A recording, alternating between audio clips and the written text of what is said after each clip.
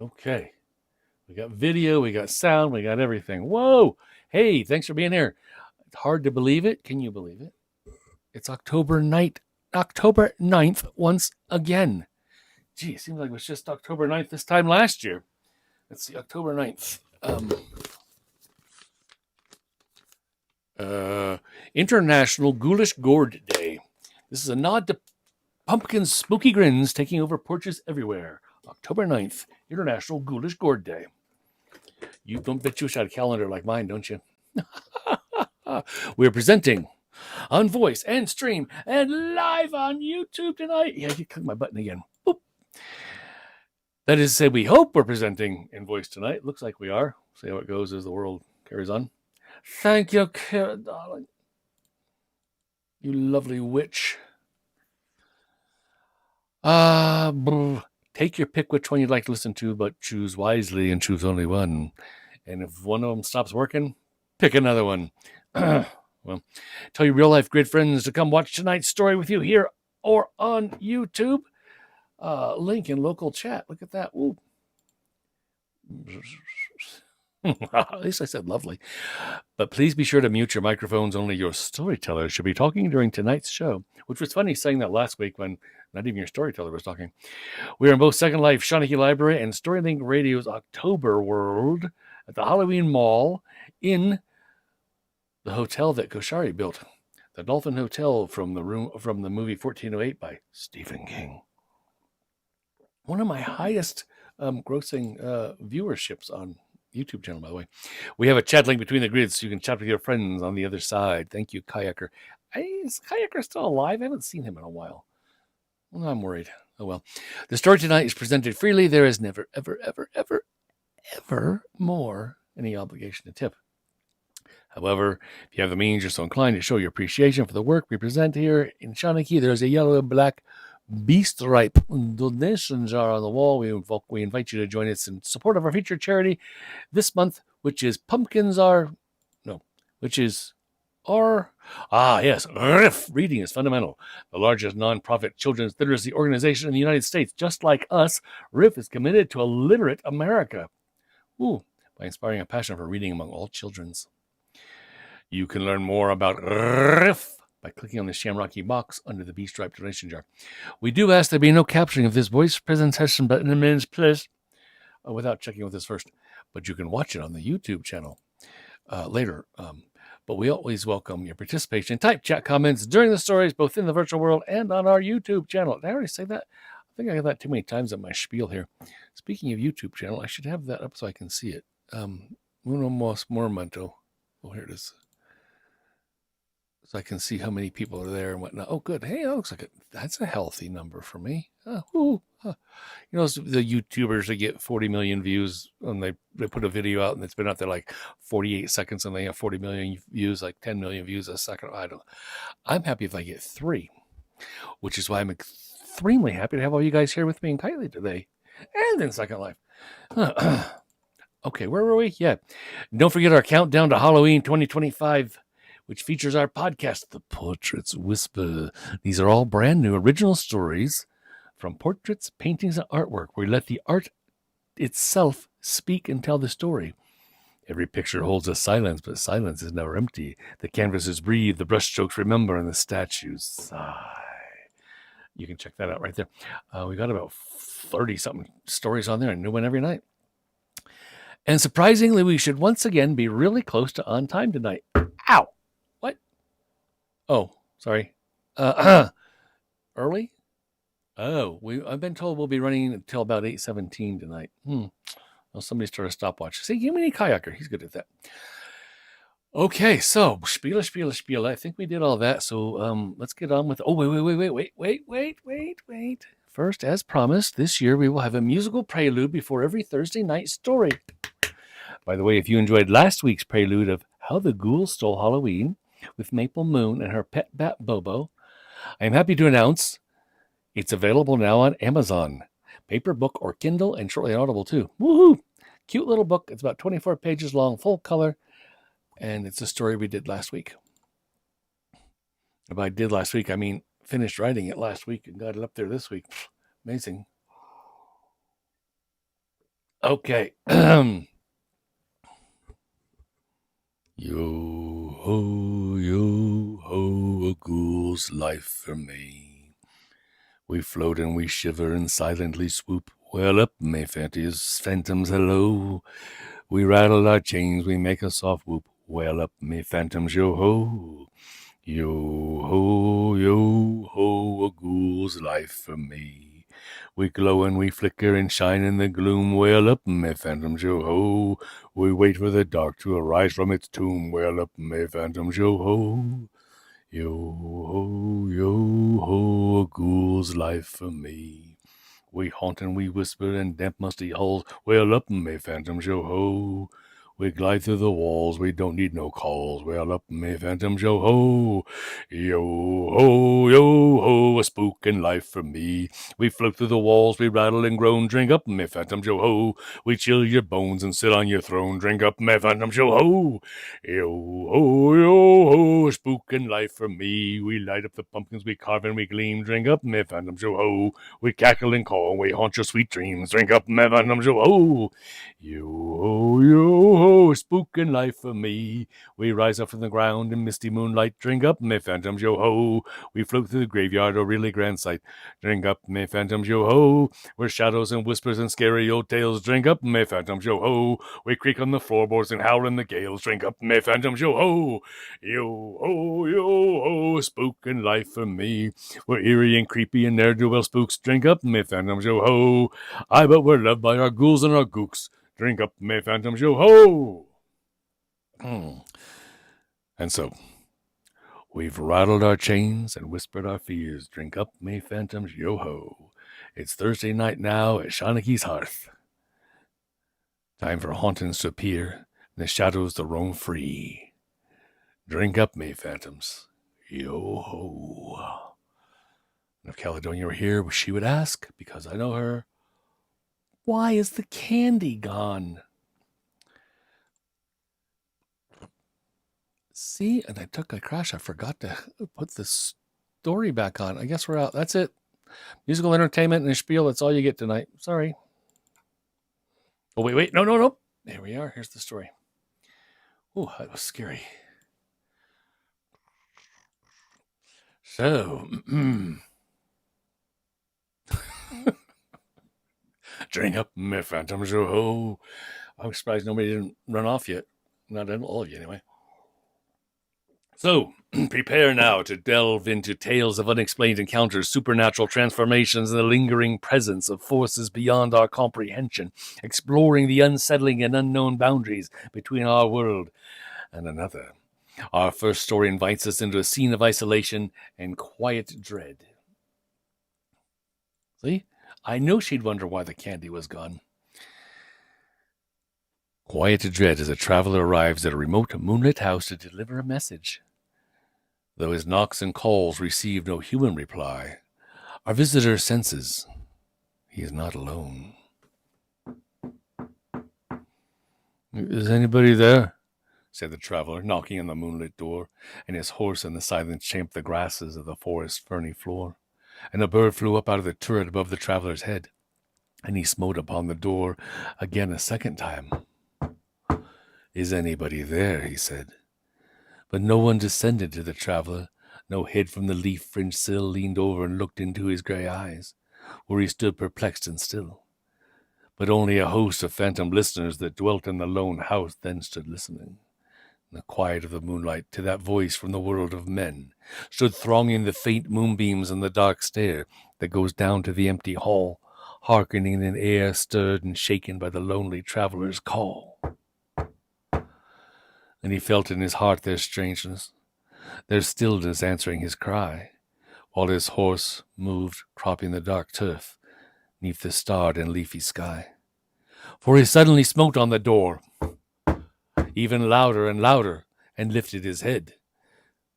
Tell them I came, and no one answered. That I kept my word, he said. Never the least stir made the listeners, though every word he spake fell echoing through the shadowiness of the still house, from the one man left awake. Aye, they heard his foot upon the stirrup and the sound of iron on stone, and how the silence surged softly backward when the plunging hoofs were gone. The little poem called The Listeners by Walter de la Mare. Kelly knows all. The traveler in the moonlight found only silence, a vast echoing emptiness. But in some places, in the dark hollows of old mountains, the echoes are not empty at all. And what listens back, sometimes it whispers. Half a mile from McCormick's cabin, a paved highway crossed the rutted woodland road. And here a post held aloft in the misty darkness an electric light. Muriel Fisher paused in its brightest glow and turned up the spectacled, good-humored young face. Let's interview that whiskey, huh, Scotty? McCormick smiled and drew the silver flask from under the tail of his old shooting coat. Scotty was a tall, gaunt young man, made sturdy just now by rough, heavy clothes. Between his plaid scarf and the trim of his felt hat showed a fine, bony face, Gallically wide in jaw and brow, with a narrowness to the cheeks. Drink, he invited, and drew the stopper for her. She drank, with honest heartiness. Her bandana-framed face, tilting back under the white light, seemed to have lost a touch of its healthy pink. But she looked ready enough in her tweed suit, turtleneck brown sweater, woolen stockings, and Oxfords.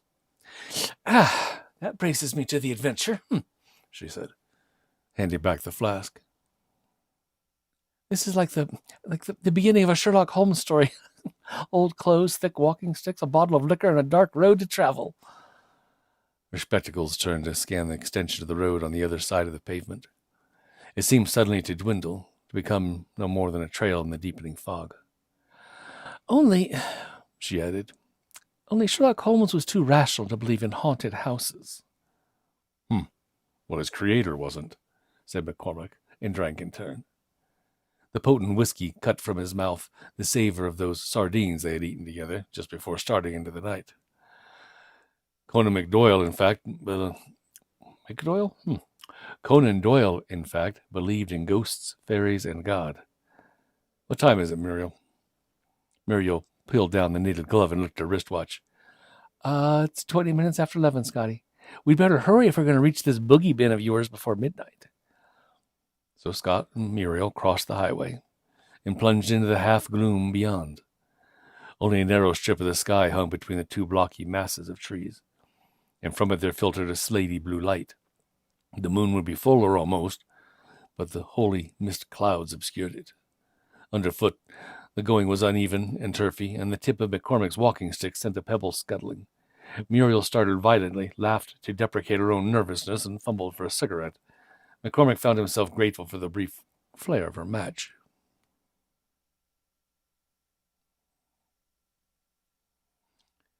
Tell me more about the house, Scotty, she begged. Well, it's a treasure trove of goblins, Muriel, if it's authentic. I've seen it only twice, and by daylight both times. It has a traditional look, all right, a big square roof ruin, 2 stories high, on a rock above a stream. The local gossips tell me that it was built maybe 60 years ago by a young couple who were found one morning in an upstairs room, hanging by their necks. Oh, suicide or murder? Well, that's it. Nobody's really sure. After a while, some relatives moved in, a man with his wife and a young son. During the... Oh, buggers. Why does this thing keep crashing tonight? Well, if you can still hear me, hang on, I'll be back. I wonder what's up with this. Yes, Kitely, of course, we're working fine, because we're Kitely. But here in Second Life, well, tell you what, let's see. I can't tell those that aren't on voice to listen to stream. Ooh, why can you see me?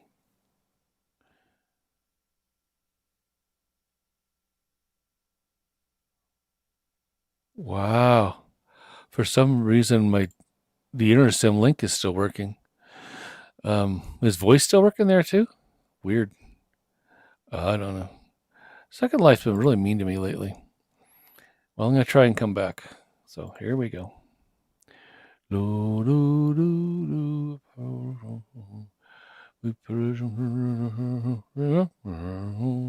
Drink up, me phantom Joe. Okay, so let's see. Well, if you can still hear me, you can't see me though. I don't know. Am I typing here? You can see me. You can hear me. Maybe we just get everybody to move to Kitely, then we wouldn't have to worry about the Second Life being so bizarro. Well, I feel better anyway that it wasn't necessarily because I was clicking on things I shouldn't have been clicking on. Okay, so I would say, dear friends, once you can hear me, let me cow. We know when you can hear. Good. Okay, then I would say if I crash again, I don't want to keep slowing down the story. So if I crash again, I mean, who knows? Switch over to sound. Switch sound over to stream or media, and I'll just keep yabbering while I log back in.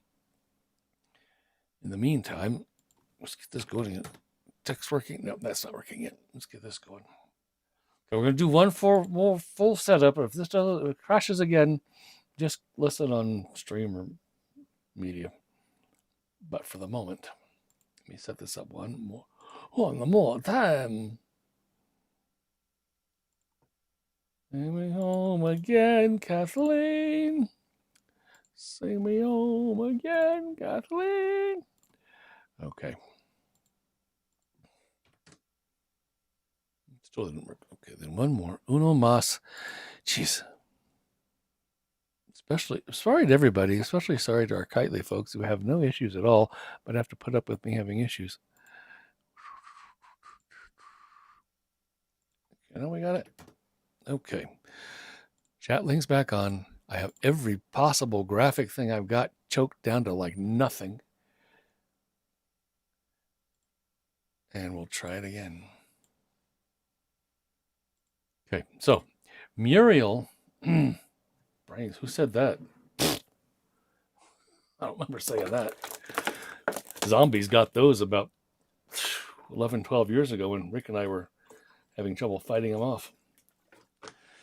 Okay, so Scotty McCormick and Muriel are on their way to a haunted house.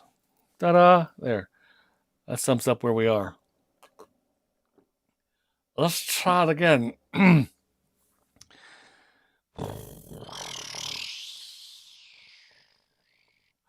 Conan Doyle believed in ghosts and fairies and God, but he didn't like Houdini because Houdini was always debunking stuff. Wait, that wasn't in my script. Someone else must have said that. Mags knows stuff. Tell me about the house again, Scotty, Muriel begged. Sure, it's a treasure trove of goblins, if it's authentic, he complied. I've seen it only twice, and by daylight both times. It has a traditional look, all right, a big square roofed ruin 2 stories high on a rock above a stream. The local gossips tell me that it was built maybe 60 years ago by a young couple who were found one morning in an upstairs room hanging by the neck. Suicide? Asked Muriel. Or murder? Nobody's sure, but Shandon's going to crash right now. No, that was last time. Shandon's staying online this time. Nobody's sure whether it was suicide or murder. After a while, some relatives moved in. A man with his young wife and son. During the first week, I understand, the mother died suddenly and mysteriously. And the little boy was so scared by something that he had to be taken to a hospital. Next morning, the father was dangling and dead in the same upstairs room. That was the last of the regular residents of the place. Muriel drew up her shoulders. Well, I don't wonder. What about the poor little boy? He never did really entirely recover. The groceryman down at the village says he's at the state hospital, mental care. Can't rightly remember who he is or how he got there. Quiet and harmless, but they don't dare leave as much as 3 feet of rope where he can get to it. Wow.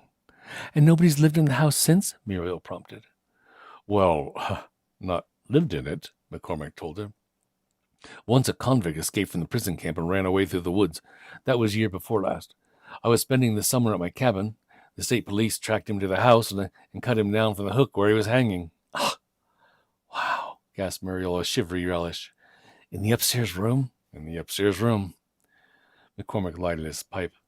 Its bowl sent forth a soft, rose-colored glimmer that relieved his strong, bony features with an impression of whimsical gentleness. The night was strangely still, except for the footfalls and the respirations of man and woman.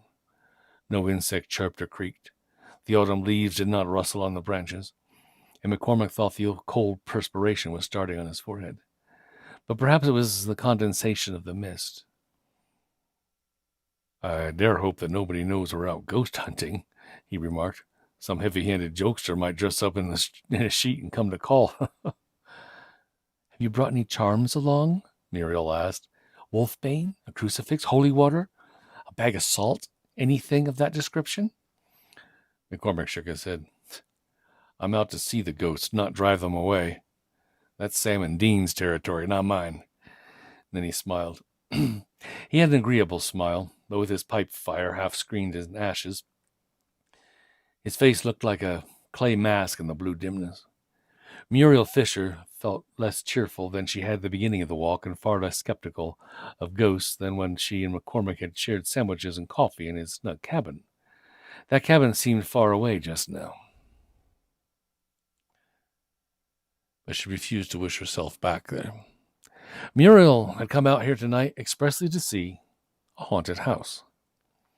So where's the scene of all these gothic horrors? Muriel asked after a time. Almost directly ahead. I would say, dead ahead. Yes, here's the creek. And the road ends. There was a bridge once, I dare say, but not now. The trees shrank away from this spot, and the fog-stained moonlight was almost strong around the two adventurers. Before them, set deep in between rocky banks, ran black, swift water. McCormick stepped cautiously to the very edge, peered down, and then across. It looked narrower by day, I must confess, he remarked. However, I think I can jump it. He flung his walking stick to the far bank, gathered his body suddenly, and straddled his long legs into a skipping leap. He seemed to swing across the stream, gain the rough-looking rocks beyond, and turn back. His thin face was like a genial skull in the moonlight. If you go down only a little way, it's narrower, he called to Muriel, but she too flung her stick across. Don't coddle me, Scotty. I can jump as far as you can. She suited the action to the word, and bravely, but her stride could not quite match McCormick's long legs, and her skirt hampered the scissory thrash of her legs. One blunt Oxford touched the edge of the far bank, rock crunched and crumbled beneath it. Having tried to leap across something similar wearing a kilt, I understand the encumbrance of a skirt. Muriel felt herself falling backward. McCormick, moving quickly for so big a man, shot out a hand and clutched her by the wrist. With a mighty heave, he fairly whipped her to safety. Thanks, Scotty. And she straightened up her spectacles and then the bandana that was bound over her head and beneath her chin, peasant style. You spared me a cold bath there. They both smiled and breathed deeply, mutual relief. I take that escape as a good omen, Muriel went on. Now, is this the haunted house? It looks to be. They'd come into a large clearing, but here the mist had thickened to a pearly cloud. In its heart rose a great cliff-like structure with towering walls and a flat roof. The walls had weathered to a gloomy night gray, in which shuttered windows formed indistinct deviations. A porch had once run the entire width of the front, but the roof was collapsed, the pillars fallen, and the floor all but in ruins. And what is that, a lightning-blasted oak in the front yard? Muriel pointed with her covered stick. I suppose owls hoot in its branches to foretell the death of the air. There aren't any heirs, McCormick reminded her. All of them died, or were hanged. Come around to the side, Muriel. There's supposed to be an open window there. Scotty led the way up a rise in the overgrown yard and through thick-set brambles that may once have been a bank of roses. 3 windows were ranged in a line on the right side of the house, and the rearmost showed blacker than its fellows. McCormick pushed close to it, knee-deep in rank shrubs, and showed 1 or 2 wax-petaled flowers. Sorry, firestorm support groups flashing my screen again. There. There's no shutters over here. The glass is all broken out of the sash. Where are you, Muriel? Right with you, came a reply from just behind his arm. He turned, set his hands to her waist, and lifted her lightly through the opening. "Whoa, it's dark in here," she cried out in protest as her feet came to light on the dully echoing floor. At once she struck a match. It gave blotchy glimpses of a big crumbling room, apparently running all the way from the front to the back of this part of the house. McCormick struggled in through the gap where the window had been. His bracing fingers found the wood spongily dry, as if the house had been decaying for 6 centuries instead of 60 years. "I didn't bring any flashlight," he told Muriel, "only a candle." "Well, you did exactly right. Why chase away spirits with electricity?" She watched as he ignited the fat yellow cylinder, which yielded a clear, courageous tag of flame. "And so, now where?" "Well, there should be a large staircase leading directly up the middle. Right there. Yep. Upward. And he moved across the room. The boards creaked and buckled under his shoes, and crumbs of plaster fallen from the shattered ceiling made harsh crunching noises. The candle showed them a doorway through which they walked together. Beyond, they found themselves in a central hall. Here was the flight of stairs they sought, its railings fallen away in a heap and clouded blackness above. The plaster of the walls had broken away in sheets. Again they were aware of the presence in the house of the decay's very soul. "What do we go up?" inquired Muriel, her voice automatically hushed. And McCormick nodded again and led the way. His left hand held the candle high, and his right clutched its stick tightly, as though ready to strike a blow. He could not have told what he feared to meet. The upper landing was encircled with moldy-looking doors, 2 of them fallen from their hinges. McCormick went to each, Muriel close at his heels, and held in his candle for a quick examination. He stopped at the right rear chamber just above the window by which they had entered. "Huh. Well, here's our haunted room. See the books there on the wall at the back?" The books he mentioned were set well into the plaster within inches of the ceiling. Strangely enough, for that house of ruin and rot, they appeared to shine in the candlelight as if new and rustless. Everywhere hung a strange pall of gloom, though the flaked, ragged wallpaper must have been reasonably light in color, causing the hooks to show off even more. "I wonder if a 100-watt lamp would help this room any," grunted the tall man. "It looks to be in the morning for the 4 who were hanged here by those hooks. But we'll douse the candle anyway in a minute. Hold it, Muriel, while I spread something for us to sit down." From a big pocket of his shooting coat, he fished a folded newspaper and, spreading it out, covered a space against the wall directly beneath the aforementioned hooks. "Now, light another cigarette if you like, Muriel, and I'll put a fresh fill in this pipe. You ready?" Scotty took back the candle and blew it out, and they sat down in the dark. After a blinded moment, they saw that a dim radiance stole into the room. There must have been chinks in the window shutter somewhere. And the moon, now close to zenith, was fighting its way through the mist so as to just peer in. The 2 ghost challengers sat shoulder to shoulder, each silently grateful for the touch of the other. Muriel again peered at the illuminated dial of her watch. "Well, it's only 7 or 8 minutes to midnight. So, Scotty, you're quite willing to stay, right?" "Strange as it may seem, Muriel, I'm suddenly quite willing to depart, in fact. But I won't. I came here to see ghosts, and if there are any ghosts, then I don't intend to leave so close to the proverbial witching hour. After all, Venkman wouldn't do such a thing, and I won't either." It was not much of a success as careless chatter. Silence fell again, and awkwardly. Muriel broke in a voice no louder than a sigh. "Scotty, look."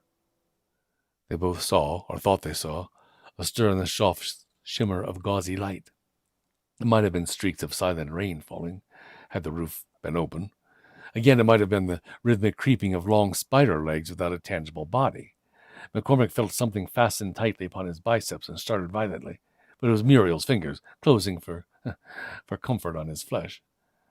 Her hand slid down into his own grasp. He too regained something of serenity and strength in being able to reassure her. "Scotty," she was breathing at his ear, "I wonder if there's something matter with the doorway. Is the door closing?"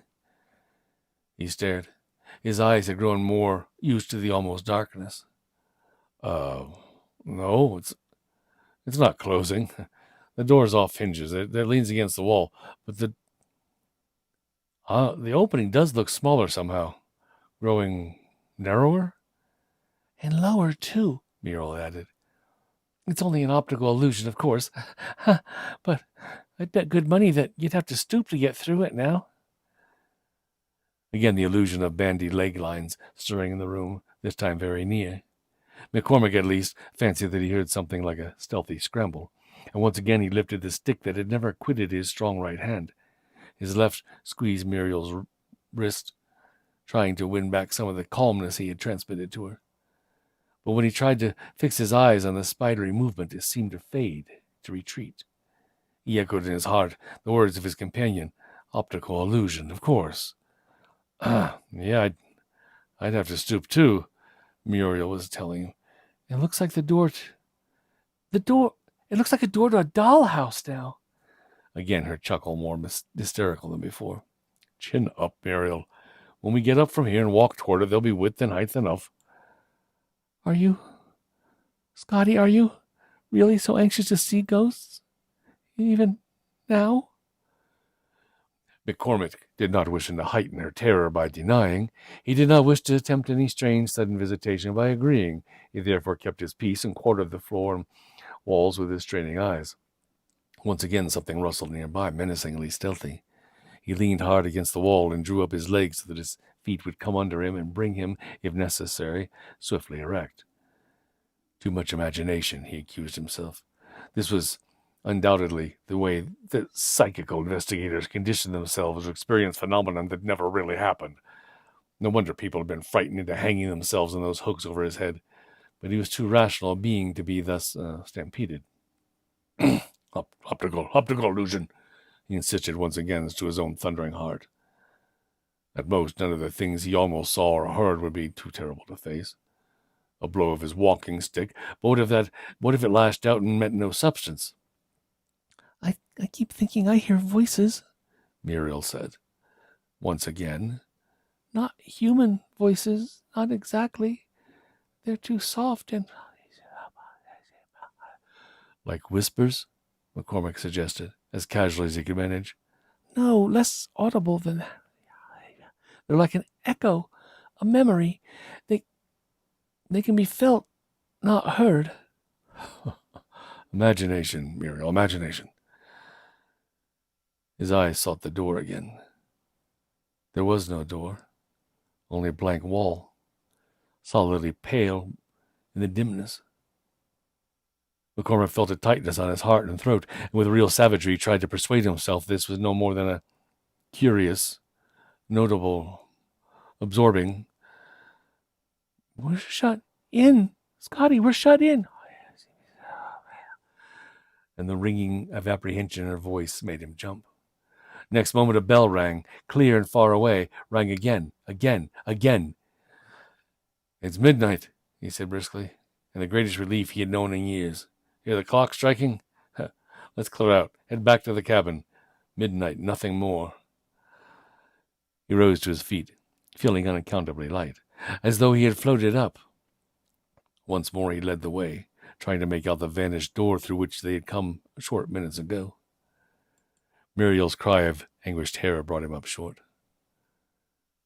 Scotty, look, back there where we were sitting. What do you mean? He spun around, still with that strange airy lightness. Against the wall dangled two silent figures. Bands or nooses of rope held them by the neck to the gleaming hooks that jutted out close to the ceiling. The two figures hung limp, lank, unmistakably dead. One was long and thin in rough coat and trousers. The other, smaller and unmistakably feminine, wore a tweed suit and scuffed walking shoes. To McCormick, those two corpses looked vaguely familiar. Again Muriel's fear-loud cry beside him. Scotty! Scotty, I can't see you! Where have you gone? Scotty! I'm right here. And he turned in the direction of her wall. He could not see her either. He could hear her wail. He put a hand out to touch her, but he could not see his hand. Immediately he knew what man and woman were now hanging on the wall of that haunted room.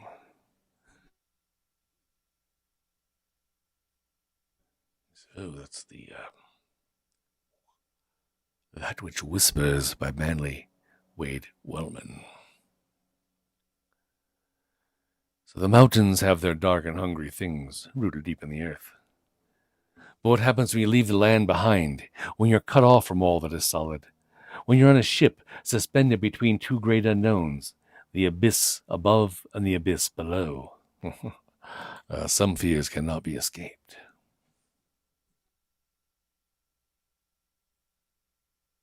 It was past midnight when I left my stateroom. The upper promenade deck was entirely deserted. Thin wisps of fog hovered about the deck.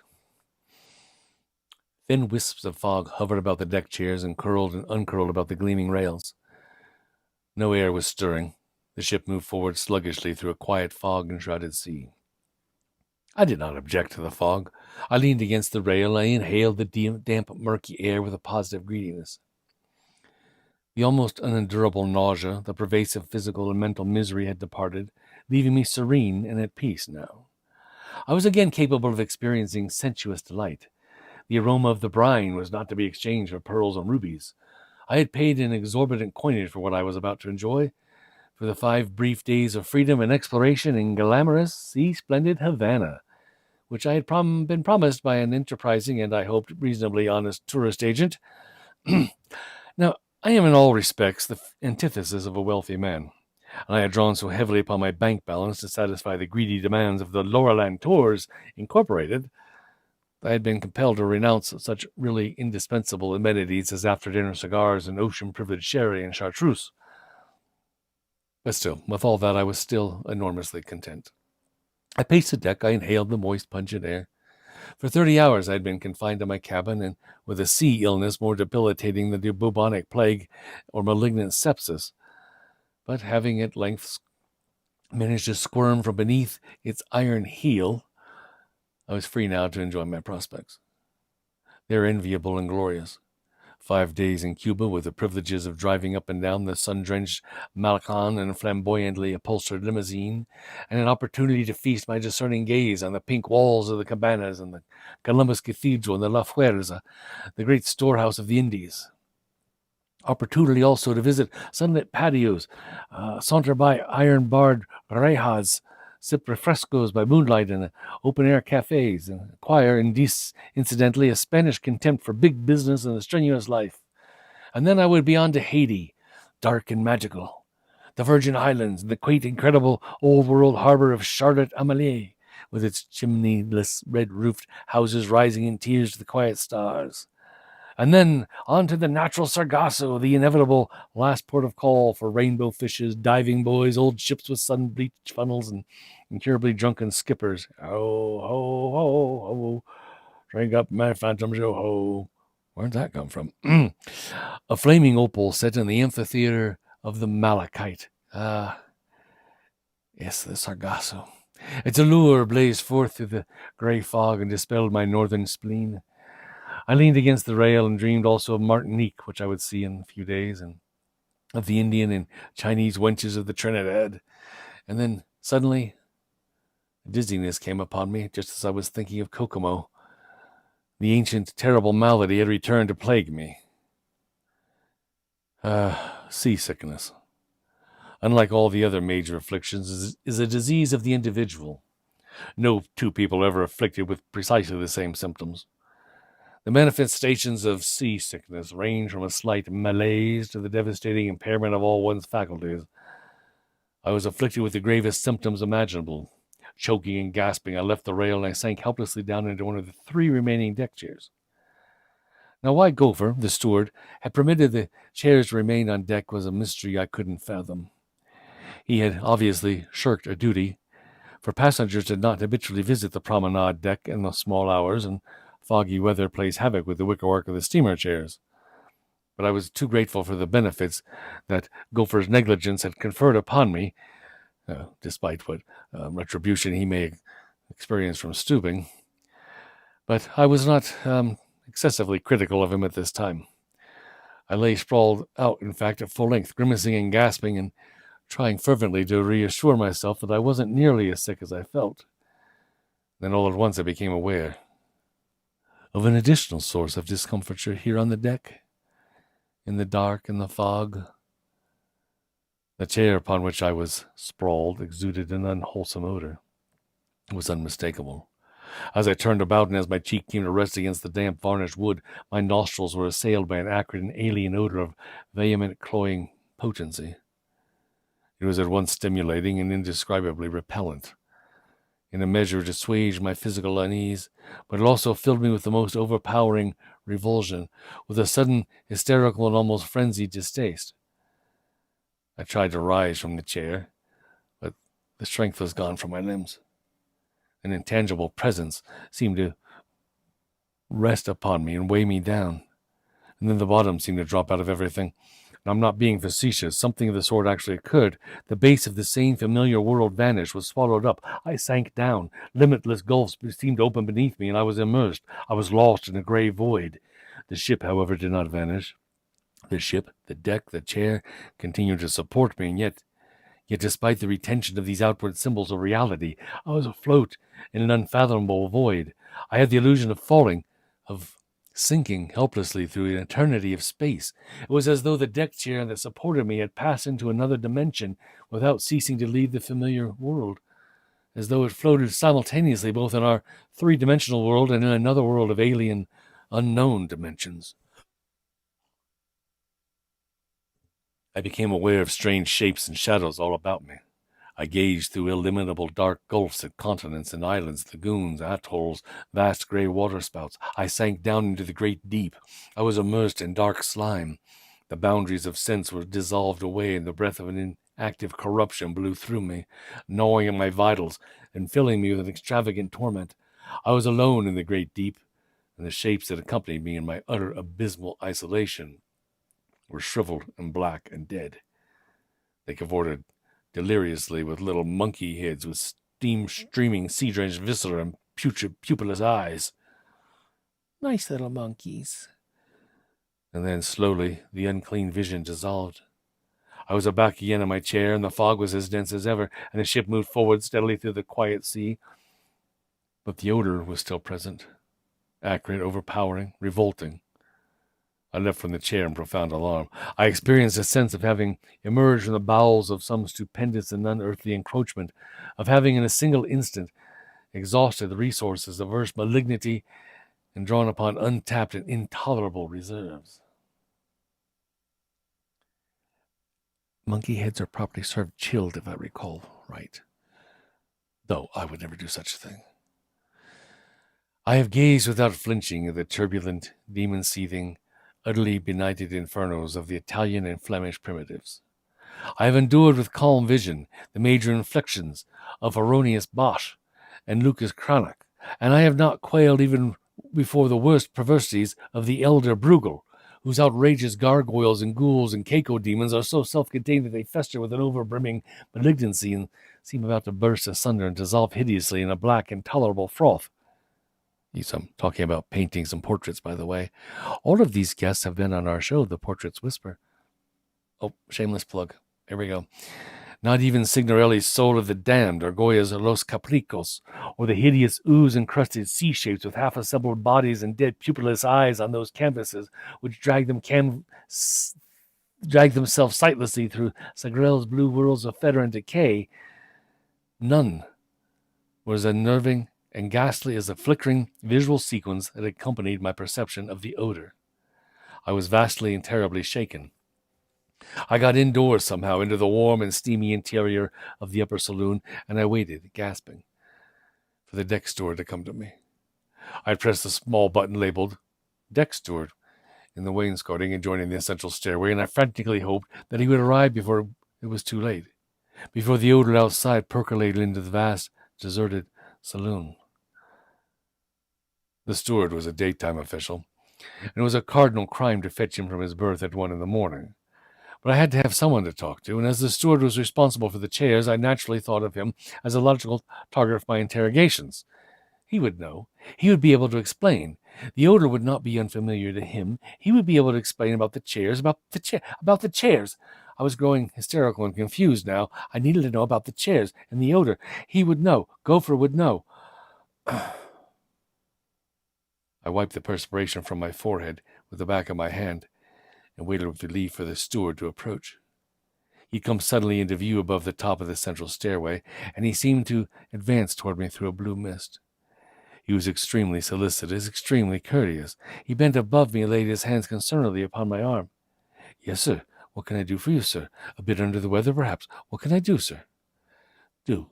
It was horribly confusing. I could only stammer. The chairs, steward, on the deck. Three chairs on the deck. Why, steward, why did you leave them there? Why didn't you take them inside? The chairs. It wasn't what I had intended asking him. I had intended questioning about the odor, but the strain, the shock had confused me. The first thought that came into my mind on seeing the steward standing above me, so solicitous and concerned, was that he was a hypocrite and a scoundrel. He pretended to be concerned about me, and yet, out of sheer perversity, he had prepared the snare which had reduced me to a pitiful and helpless wreck that I now was. He had left the chairs on deck deliberately. Yes, with a cruel and crafty malice. Yes, knowing all the time, no doubt, that something would occupy them. But I wasn't prepared for the almost instant change in the man's demeanor. It was ghastly. Befuddled as I had become, I could perceive at once that I had done him a grave and terrible injustice. He had not known. All the blood drained out of his cheeks and his mouth fell open. He stood immobile before me now, completely inarticulate, and for an instant I thought he was about to collapse helplessly down upon the floor. "You, sir, saw you, sir, you saw chairs?" he gasped out at last. I nodded. I had seen the chairs. The steward leaned toward me and gripped my arm.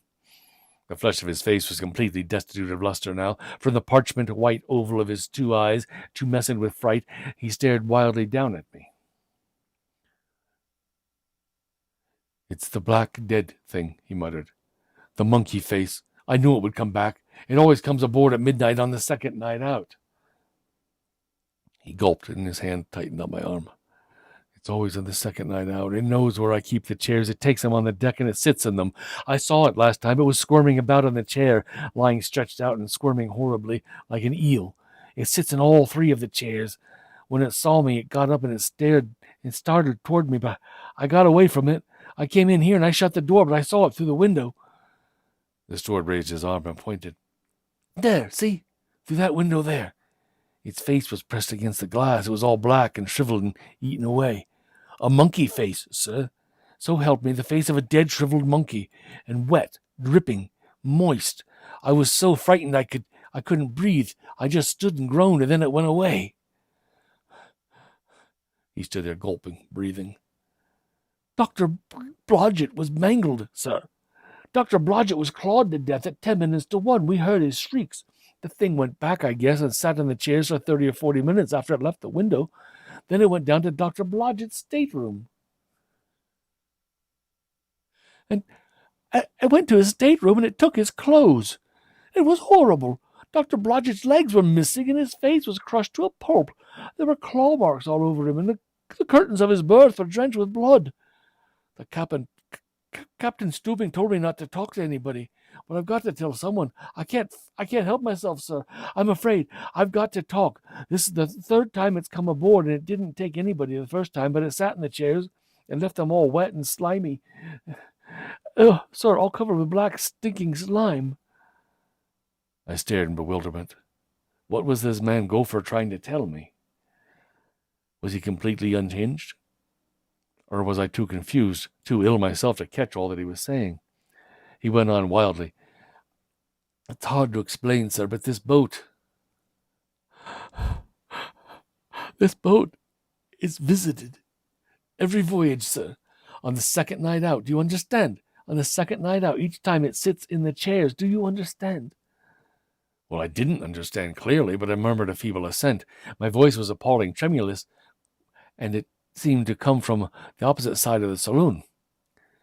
Something's out there, I gasped. It was awful. Out there, you hear, an awful odor. My brain.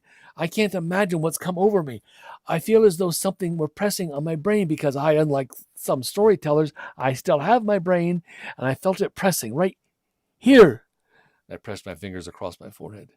Something here. Something here. The steward appeared to understand me perfectly. He nodded and helped me to my feet. He was still self-engrossed, still horribly wrought up, but I could sense that he was also anxious to reassure and assist me. Stateroom 16D. Yes, of course. Steady, sir. Come now. Come on. Oh, go. Steady, sir. The steward had taken my arm and was guiding me toward the central stairway. I could scarcely stand erect. My decrepitude was so apparent. In fact, that the steward was moved by compassion to the display of an almost heroic attentiveness. Twice I stumbled and would have fallen had not the guiding arm of my companion encircled my shoulders and levitated my sagging bulk. Just a few more steps, sir. That's it. Take your time. Just take your time. There isn't anything will come of it, sir. You'll feel better when you're inside with the fan going. Come now. Go. Just take your time, sir. Oh, watch your step. There you go. At the door of my stateroom, I spoke in a hoarse whisper to the man at my side. I'm all right now. I'll ring if I need you. Just let me get inside. I want to lie down. Does this door lock from the inside? Well, yes, of course. But maybe I'd better get you some water. No, don't bother. Just leave me. Please, just leave. But, all right, sir. Reluctantly, the steward departed. My stateroom was extremely dark. I was so weak that I was compelled to lean with all my weight against the door to close it. It shut with a slight click, and the key fell out upon the floor. With a groan, I went down on my knees and groveled apprehensively on the soft carpet, but the key eluded me in the darkness. I cursed and was about to rise when my hand encountered something fibrous and hard. I started back, gasping. Then frantically my fingers slid over it in a hectic effort at appraisal. It was, yes, undoubtedly, a shoe. And sprouting from it, an ankle. The shoe stood firmly on the floor of the stateroom. The flesh of the ankle beneath the sock that covered it was very cold. In an instant I was on my feet, circling like a caged animal about the narrow dimensions of the stateroom. All I could think was monkeys. My hand slid over the walls and the ceiling. If only, dear God, the electric light button would not continue to elude me. Eventually my hands encountered a rubbery excrescence on the smooth panel. I pressed resolutely, and the darkness vanished to reveal a man sitting upright on a couch in the corner. A stout, well-dressed man, holding a grip and looking perfectly composed. Only his face was invisible. His face was concealed by a handkerchief, a large handkerchief that had obviously been placed there intentionally, perhaps as a protection against the rather chilling air currents from the unshuttered port. The man was obviously asleep. He had not responded to the tugging of my hands on his ankles in the darkness, and even now he did not stir.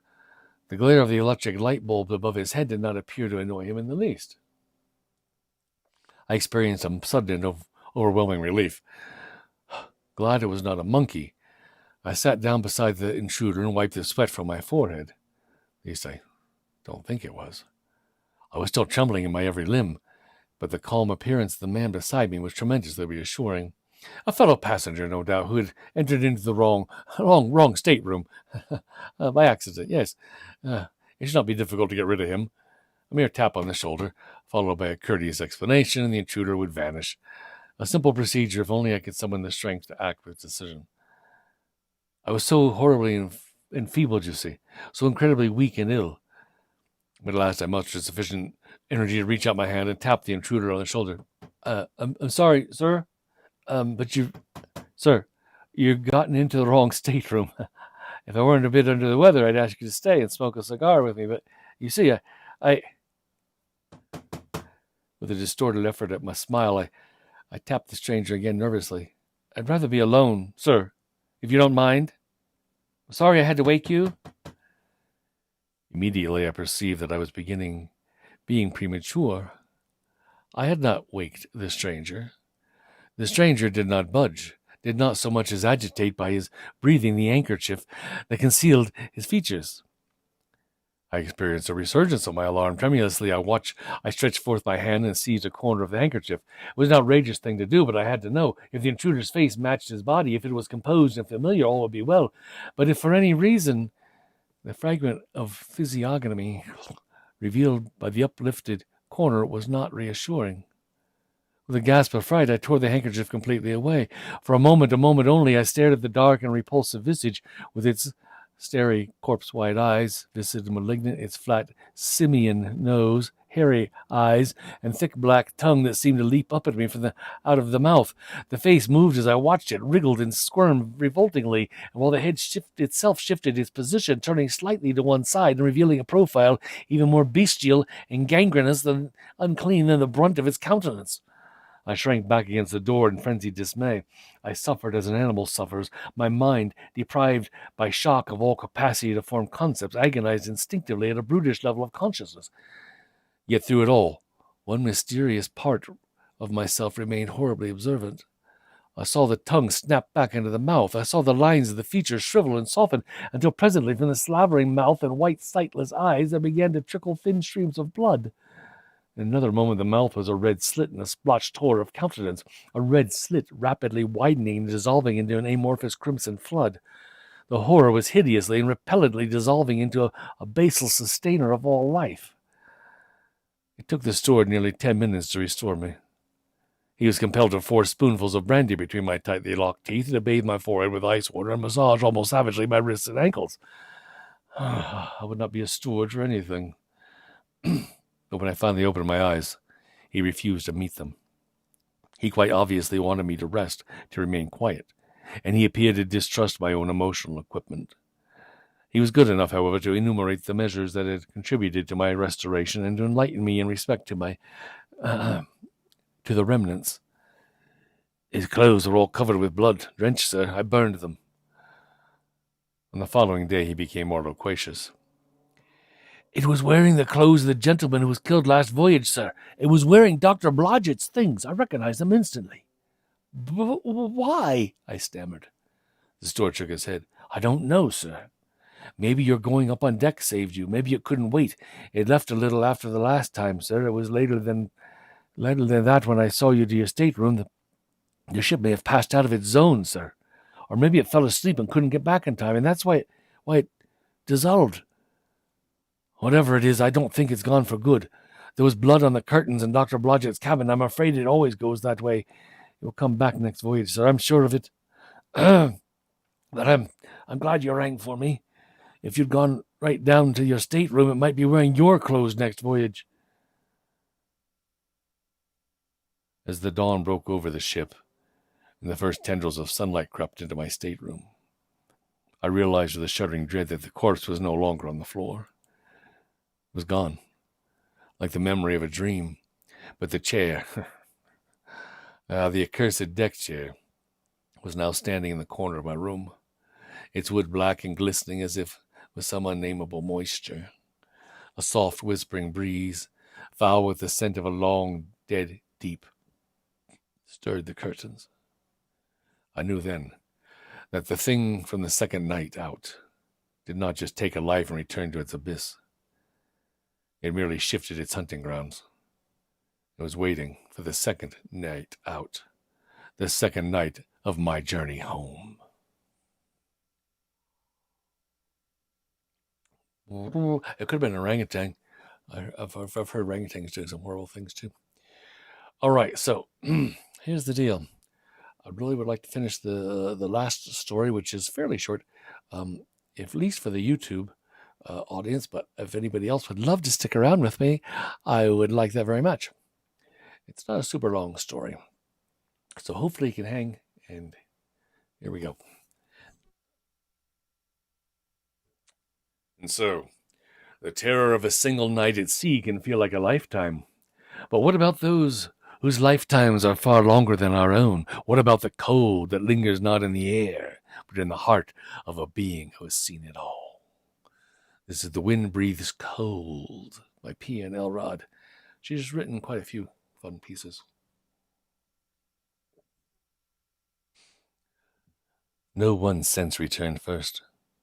My inability to move or see, the cold, soft whine of the dogs and rough jostling all jumbled together in my awakening brain like a different kind of beans in a pot. I slipped to and fro between awareness and nothing until a particularly sharp lurch and a bump caught my attention far longer than a few seconds. It was enough for me to realize that something was wrong and needed investigating. The next moment of consciousness I managed to keep hold of. The moments to follow had me wishing I'd done otherwise. They were tugging at my feet, which seemed to be bound up, but then so was the rest of my body. I was wrapped snugly in a blanket from head to toe. The thing was right over my face, which I could never could abide. I twisted my head to free myself, but could not. The tugging abruptly stopped, and several dogs snuffled my immobile form.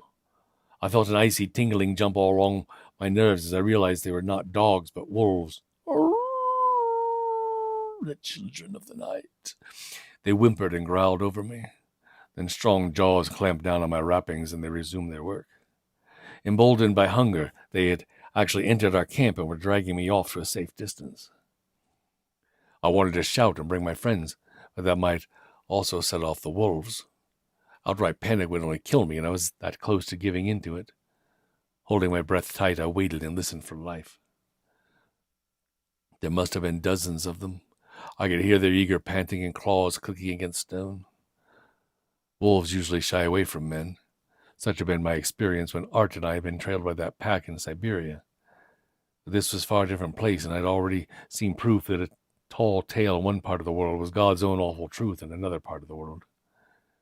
They pulled me along another few feet. My weight, and I was aware of every solid pound of it going over those rocks, was nothing to them.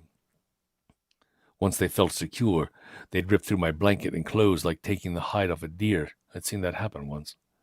The deer had still been alive when they'd started in, and though quick enough, it hadn't been an easy going.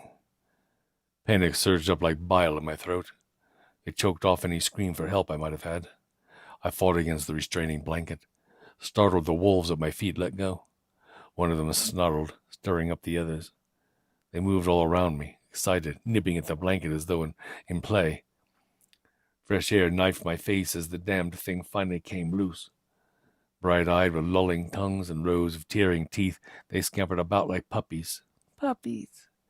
Some darted close to snap at me, wagging their tails at the sport of it. I wrenched my hands free, but they were of little use without a weapon, and some dim memory told me I had no gun or knife. I scrabbled in the inches of deep snow, and I found a chunk of rock, better than nothing. And then a big black one that I would have chosen to be the leader, raised his head to the wild gray sky and howled.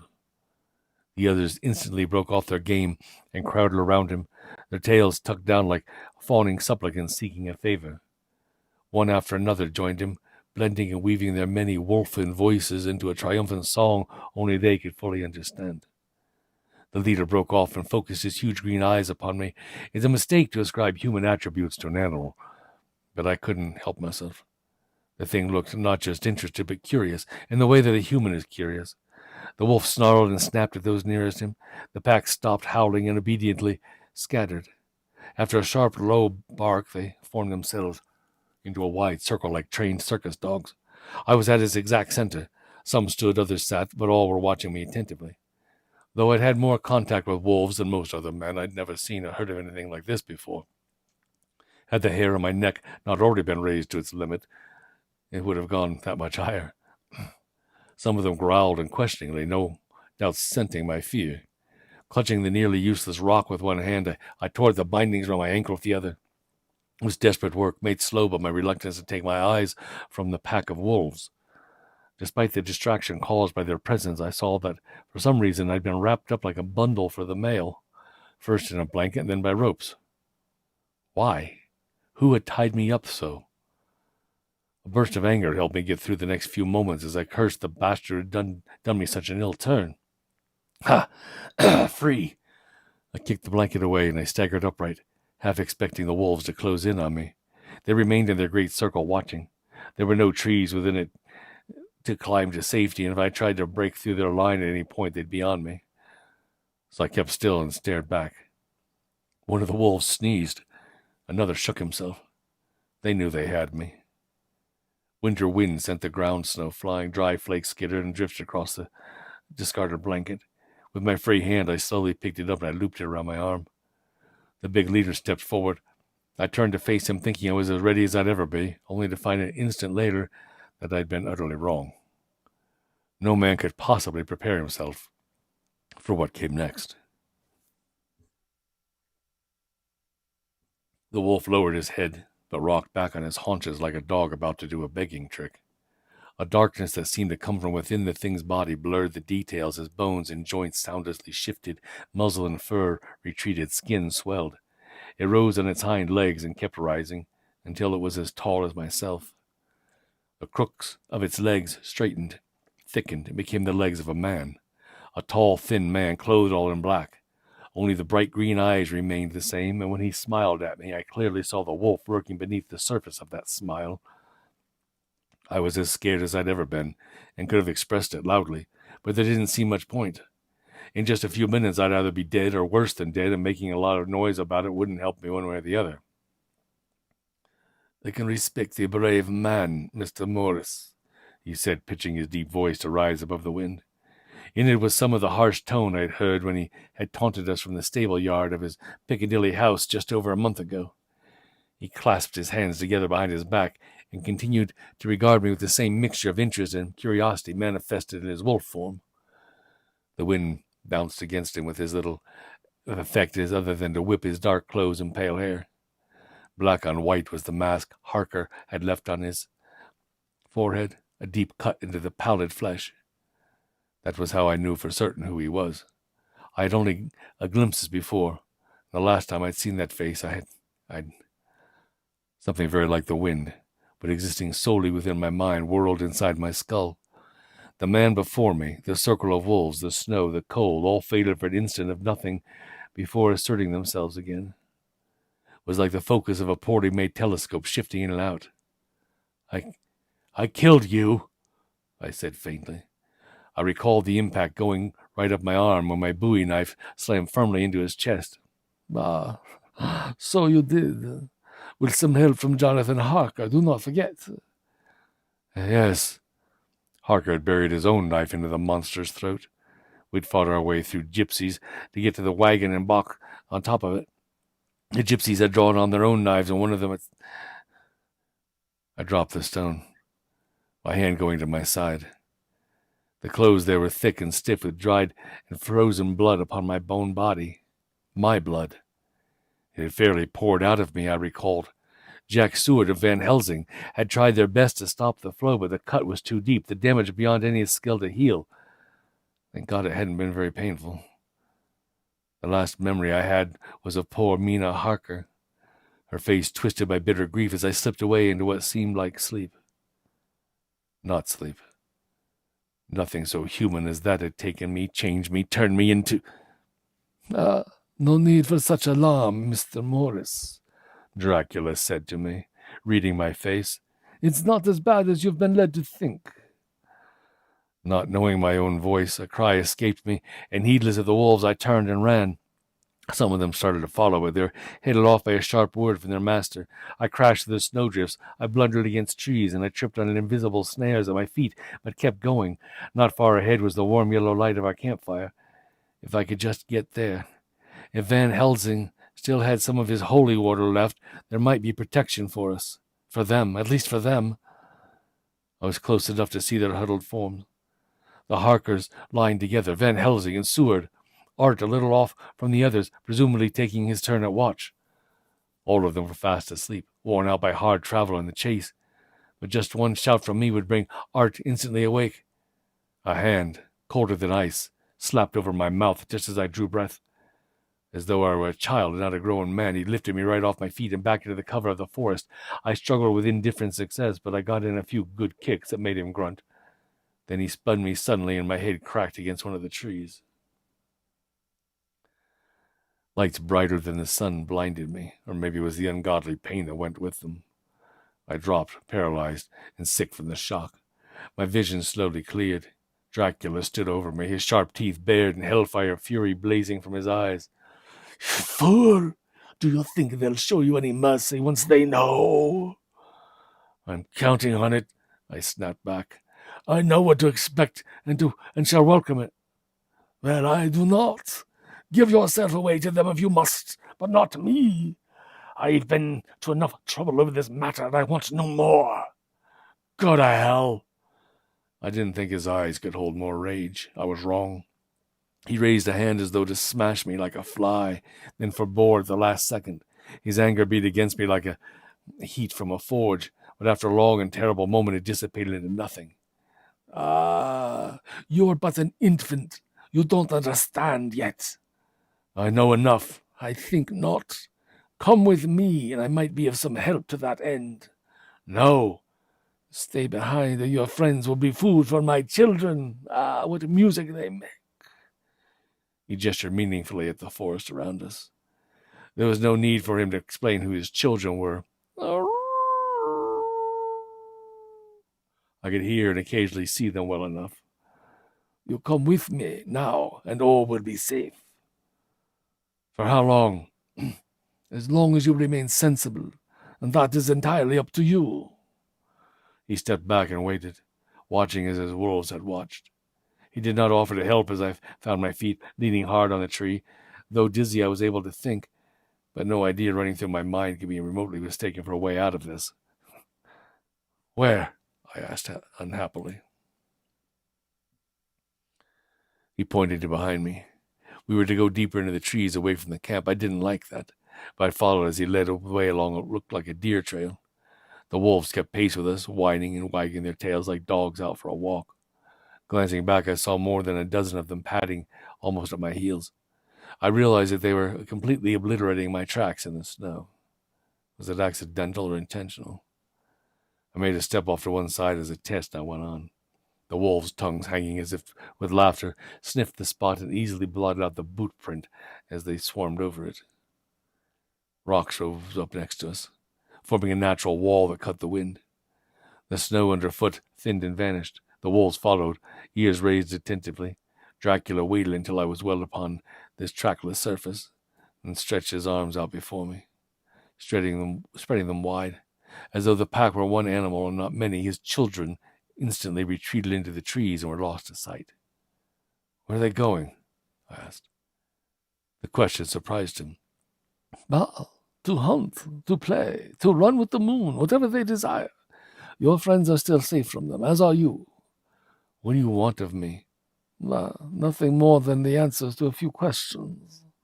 What questions? He pointed to a knee-high boulder. Please, seat yourself, Mr. Morris. He had a presence about him that could not be ignored.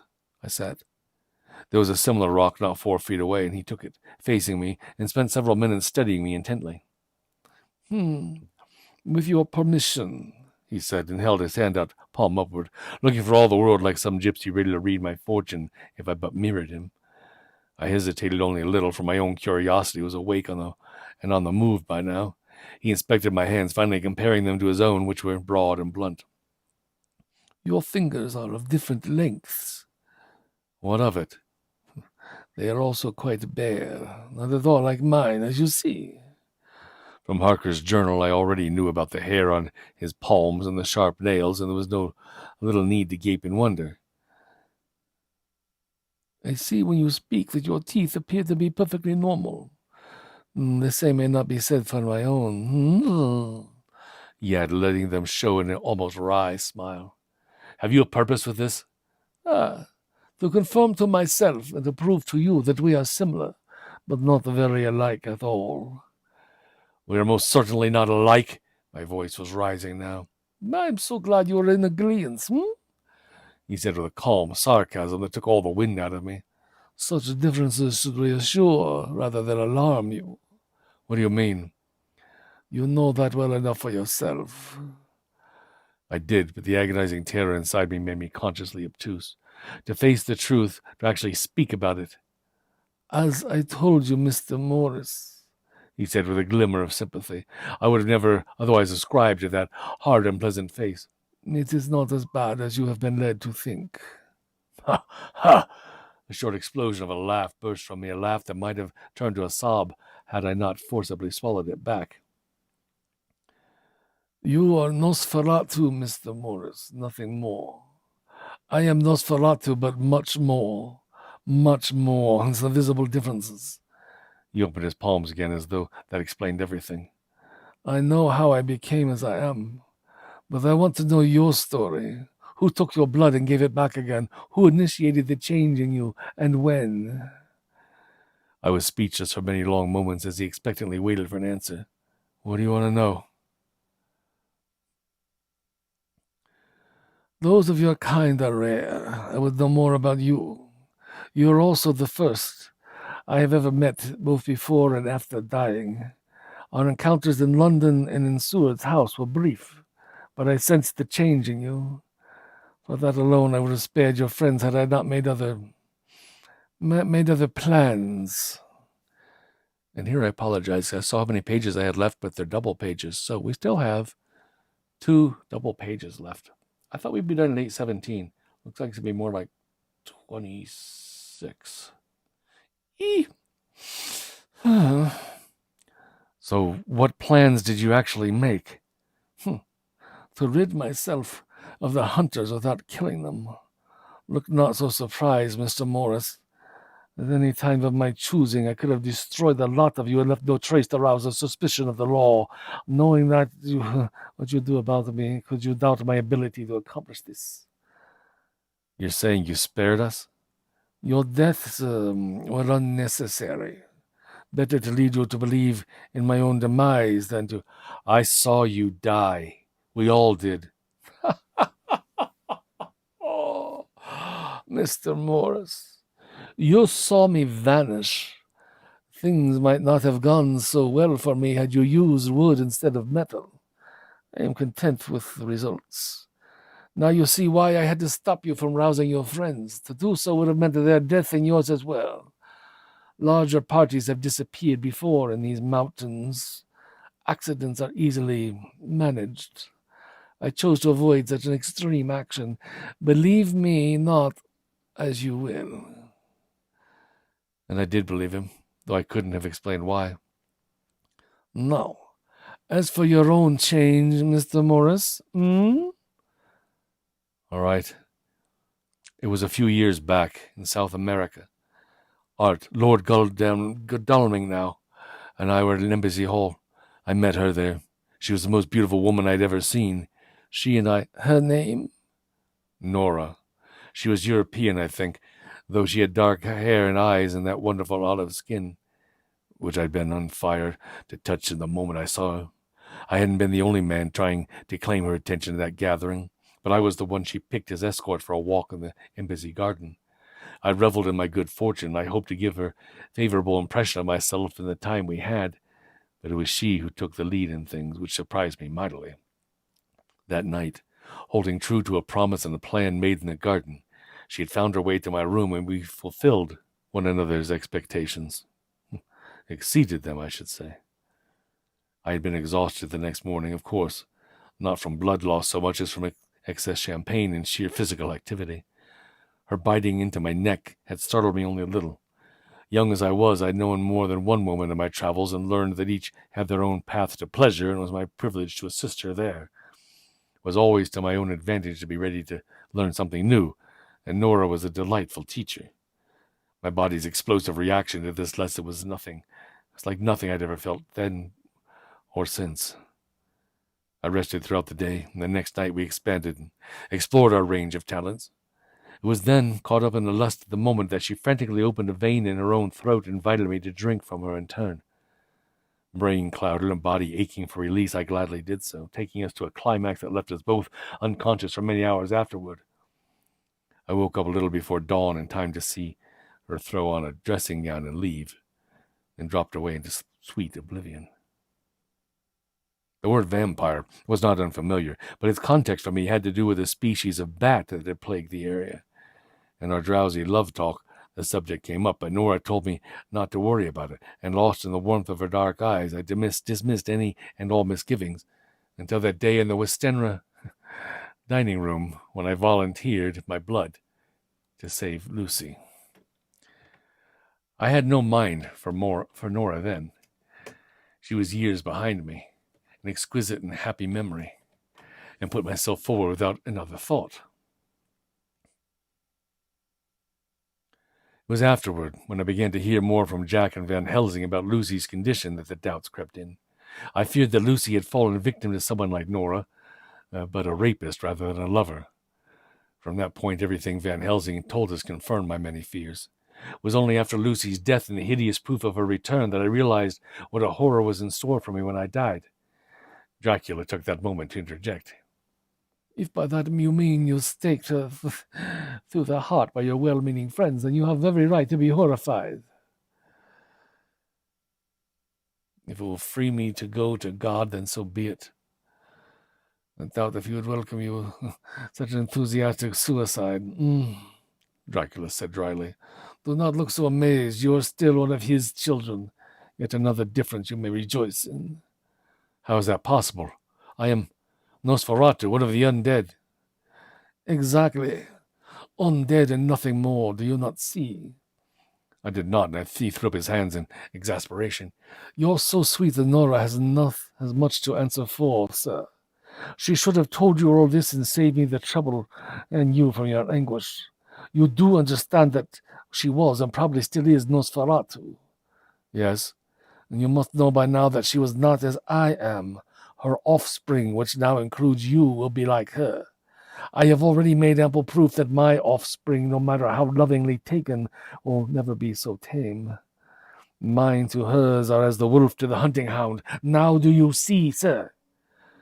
My reply was whispered, but he heard me. Good. You know that your soul is your own, and his, he said with a quirk of his heavy brows toward the sky. With some small changes you are free to live as before, but as you choose, for good or ill, as all things will be judged in their time. For me it is not so simple. What do you mean? I can do that which you cannot. The wolf, the bat, the curling mist are natural forms to me, but not for you. I prefer the shadows, but may walk in the sun if necessary. You would die from it.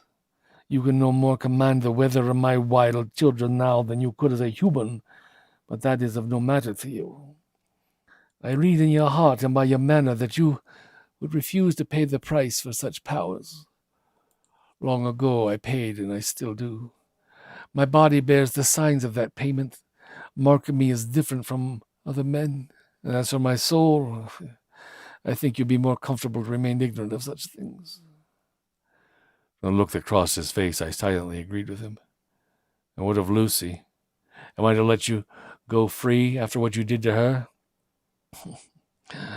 I did nothing that was not part of my nature, a part of any man's nature. She was beautiful and willing. No, do not gainsay me, for you were not there and never knew her true heart. I loved Lucy in the only way left to me.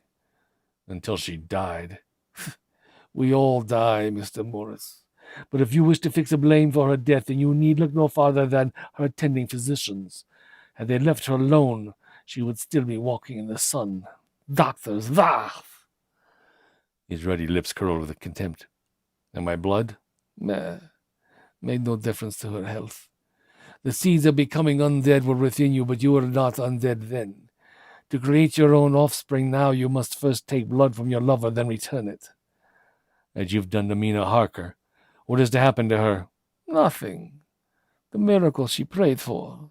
He touched the red mark on his forehead, for it nearly mirrored the one she carried. Yes, the miracle she prayed for came to pass. Seward and Van Helsing will not bother her.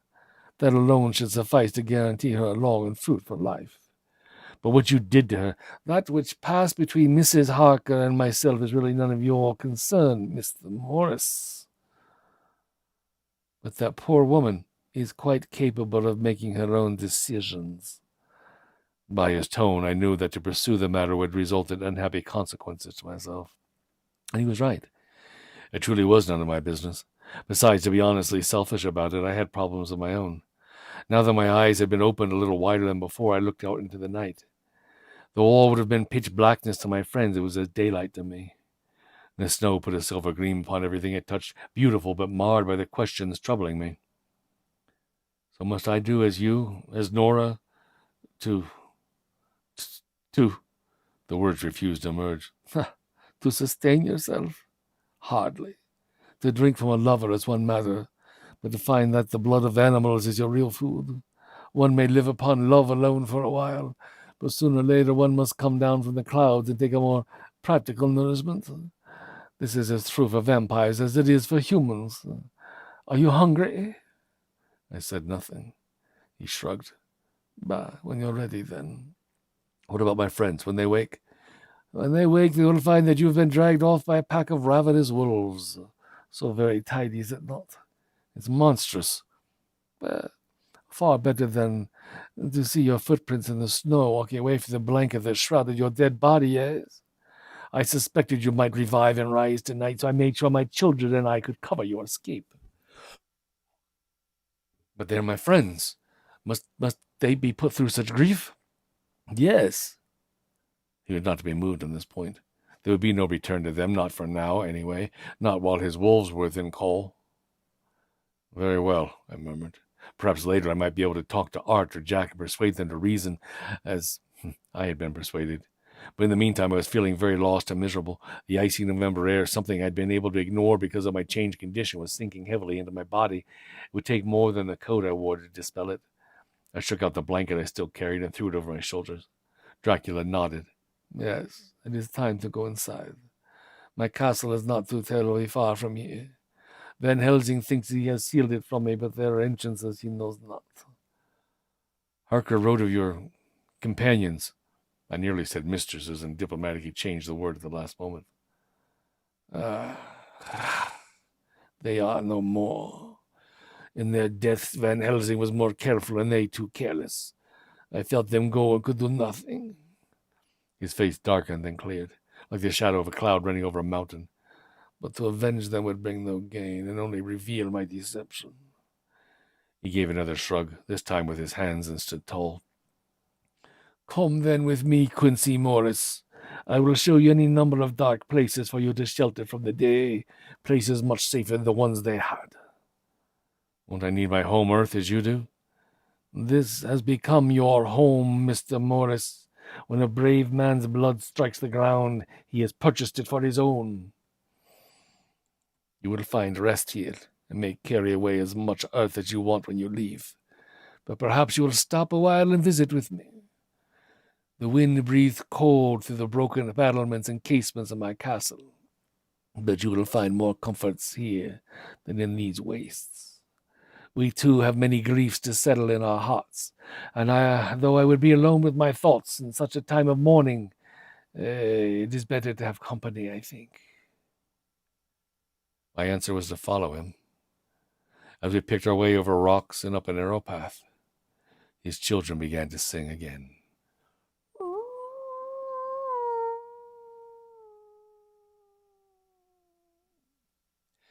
And with that, our tales for the evening come to an end. The listeners and the whisperers, the cold wind and the dark ships, they all belong to a world we leave behind now. And may you all return to the comfort of your own homes, where the silence is just silence, and the whispers are only the wind. And I thank you all for listening, and going so far over. Of course, not all of it was my fault. We did have a few crashes. That last one was The Wind Breathes Cold, like I said, by P. and Elrod. That's the short version. She has a long version that's probably about a 90-minute read, and it's pretty good. You might enjoy reading it sometime. In fact, I might even have presented it once in the distant past. I don't remember. Anyway,